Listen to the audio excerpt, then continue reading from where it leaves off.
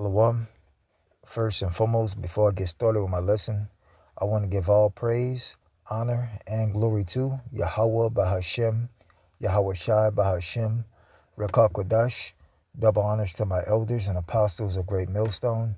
Salutations and blessings to the Akim that do this work in truth and sincerity. Lord willing, this video will be edifying and to the point. And I'm entitled this lesson, all right, Tempt Not the Lord. All right, Tempt Not the Lord. All right, and I'm going to install, all right, this video. All right, I'm pretty sure brothers have heard, all right, of this female who was bungee jumping with her fiance and a bunch of other people as well. All right, and just so happened, all right, her bungee cord was not connected to a harness. All right, so when they basically threw her off the ledge, all right, she fell to her death. All right, and you know, this is just, all right, a reminder, okay, that not to tempt the Lord, man. All right, not to participate in these activities like this. Okay, you have many people that do things like this, bungee jump, they skydive. Okay, even going to these amusement parks. All right, I posted. All right, I think the last post that I did about this was when that Jake had got on the ride. Okay, and I think it's called the death drop. All right, where it brings you up high and then you fall down fast, like it drops you fast, and you basically feel the G's of it. And what ended up happening to that Jake is he I guess his harness wasn't connected, his seat harness wasn't connected properly, and it ejected him out of the seat when it started to come down, and he just, all right, he met the pavement or the platform, all right, of that ride, and it you know, basically set him to the spirit world, man. All right, so you know, don't do these things, man. All right, judgment is going out all throughout the earth, man, and you don't want to tempt the Lord.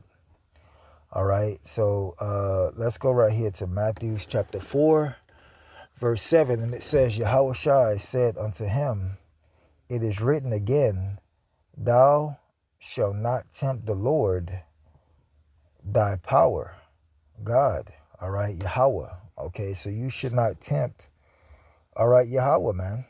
Okay, because this can end up being your faith. All right, this can end up being your fate. All right, of being sent to the spirit world. All right, and let me go to the blue letter because I want to see what that word tempt means. All right, what is it? Matthew chapter 4, verse 7. All right, so I'm going to read it again. All right, and it says again, Matthew chapter 4, verse 7, and Yahweh Shai said unto him, it is written again, thou shalt not tempt the Lord thy God, power. All right, and the word tempt, okay. Strong's G 1598, ekparazo. Okay, and it says to prove, to test thoroughly, to put to prove God's character and power. Oh shit. What? All right, so you trying to test the Lord and trying to see, all right, if you gonna make it or not. You know, all right, I'm gonna go ahead and get on this ride, and you know, whatever happens, happens. You know what I'm saying? You just putting the Lord to test, because people know when they get on these rides that these rides have their faults sometimes, man. All right, they malfunction, things go wrong, boats are loose, you know, they in a rush. You know, sometimes they be in a rush to set up these rides just to make money, you know. So, yeah, you know, you just be tempting the Lord, trying to fuck around and find out, you know. You fuck around and find out, like they say, man. All right. It says, I went to the root word, right? And it says, to try whether a thing can be done. It says to attempt. All right. All right. Shoot, that's funny. All right.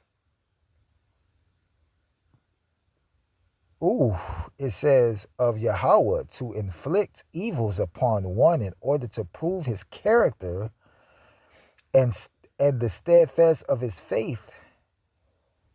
Oh man. It says to impose our wicked conduct, to test God's justice and patience, and to challenge him, as it were to give proof of his perfections. I don't know why I said that, but nevertheless, the point is to test the Lord. All right, you testing the Lord by doing this, man. All right, you testing the Lord to see if he's going to spare you or not. All right, and who's to say that he will? All right, who's to say he will spare you, man? All right, this is Psalms 68 and 20, and it says, he that is our God is a God of salvation, and unto Yahweh the Lord belong the issues from death. Okay, unto the Lord belong the issues of death. So the Lord, he's the Father of spirits, man. All right, and if you keep on tempting him, all right, you keep on living in sin, because sin ultimately ends up being, all right, the result of you being passed on to the spirit world. So who knows what this woman has done? All right, because people look at this, look, oh, she's such a young girl, she's innocent, she probably ain't did nothing. Nah, nobody perishes being innocent. Matter of fact, let's get that. All right, let's get that real quick. All right, this is Job chapter 4, verse 7, and it says, remember, I pray thee, who perish being innocent, or where were the righteous cut off? You see? So she wasn't righteous. We all are guilty of sins, all right, that are worthy of us being sent to the spirit world, okay? We all are. But the grace and mercy of Yahweh Bahashem Yahushai, all right, the Lord, Yahushai being our mediator to the Lord, and having us to be able to wake up every day and have another chance, all right, at salvation and hope and everything, all right, it helps us, okay? Repenting, praying to the Lord, asking them for forgiveness, all right? But these people, man, they continue to live in their sins. All right, they continue to do wickedness. Who knows? She was on supposedly by the story that was told, she was on this trip with her fiance. Who's to say that she didn't commit adultery with her, on her fiance? What ended up her resulting in this? All right, her getting sent to the spirit world. So who's to say, man? Who knows? But whatever she did, it was worthy of death. All right. So again, Psalms 86 and 20, it says, he that is our power, God, is a God of salvation, and unto Yahweh the Lord belong the issues of death. So the Lord who's done this, man. All right, the Lord done this, man. All right, nobody else done this but the Lord. All right, let's get another one backing that up, all right? This is Deuteronomy 32 and 39.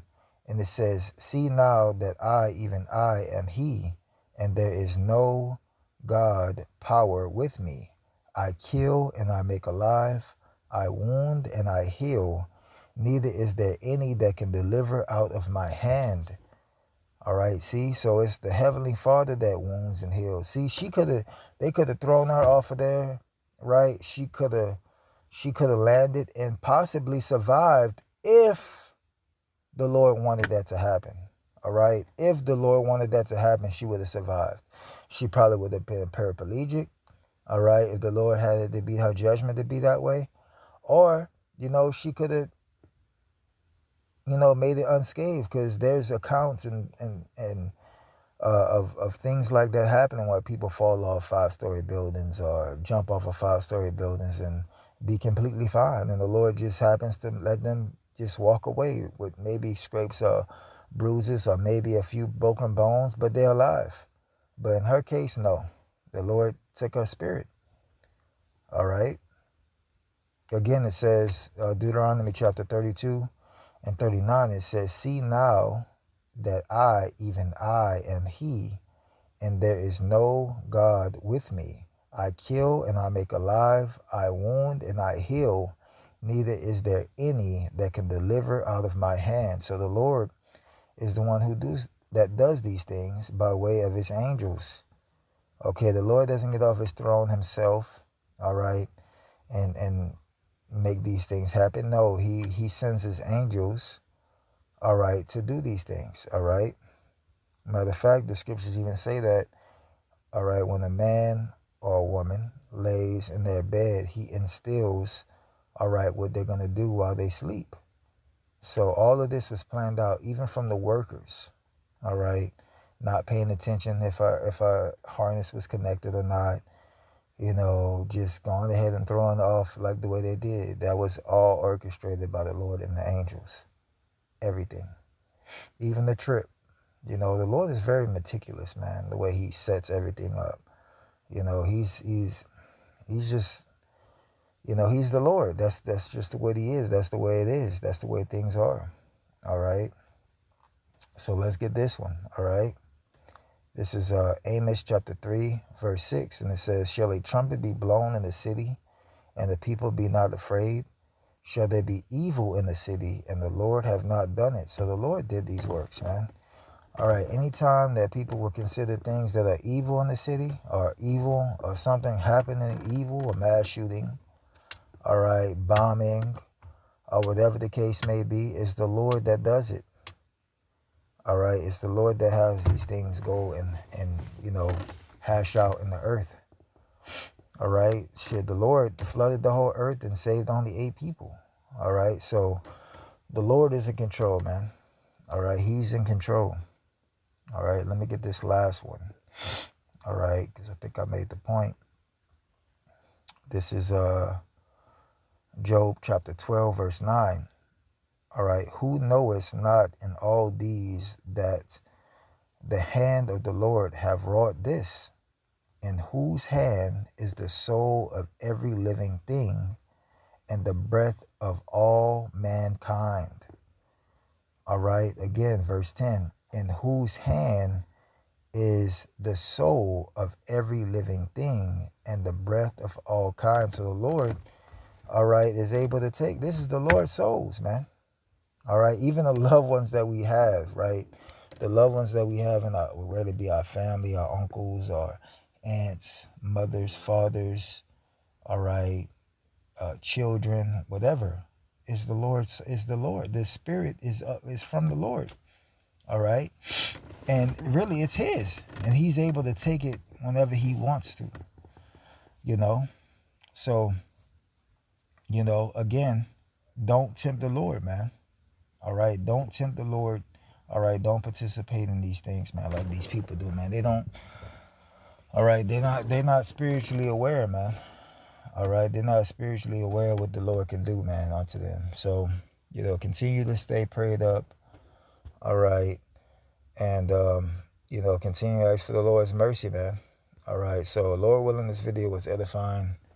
Again, I want to give all praise, honor, and glory to Yahweh Bahashem, Yahweh Shai Bahashem, Rakak Wadash. Double honors to my elders and apostles of Great Millstone. Salutations and blessings to the Akim that do this work in truth and in sincerity. Until the next time, Lord willing, I'll say Shalom.